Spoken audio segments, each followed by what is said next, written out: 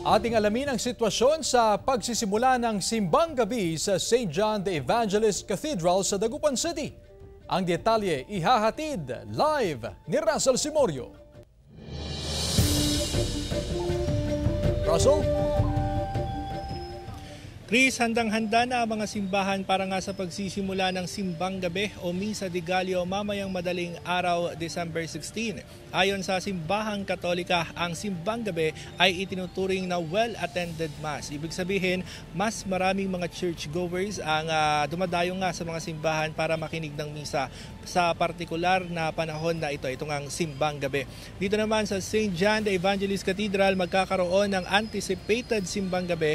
Magsisimula yung misa ng alas 6 ng gabi. Kaya sa mga oras na ito, kung makikita natin ay nagsisidagsaan na dyan sa loob ng simbahan itong mga deboto. Iyong St. John the Evangelist Cathedral ay kayang mag-accommodate ng mahigit 900 na mga bisita. Pero hindi lamang yan kasi yung inaasahan ng pamunuan ng simbahan na pupunta o dadalo ngayong misa, dahil pati itong kanilang compound, itong parking area mismo, inaasahan din na dito na pwesto yung mga makikinig sa misa. Kaya't ang ginagawa ng pamunuan ng simbahan ay nililimitahan nila yung mga pumaparada dito. Habang magkakaroon din ng anticipated simbang gabi sa Minor Basilica ng Our Lady of the Most Holy Rosary of Manaoag, at inaasahan yung mga deboto, mapupuno yung simbahan dahil hindi lang naman mga taga Manaoag yung ang dumadalo sa misa, pati yung mga kalapit bayan tulad ng Mangaldan, San Jacinto, Puzurubio, maging yung mga taga-Lawak at Binalonan ay dyan din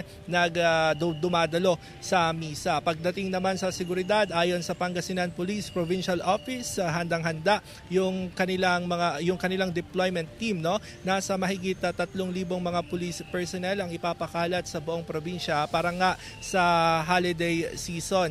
Kaya't nakapwesto din yung mga police natin sa mga strategic location gaya ng mga matataong lugar, gaya mismo ng simbahan. At syempre dito naman sa Dagupan City, pinalakas ang police visibility.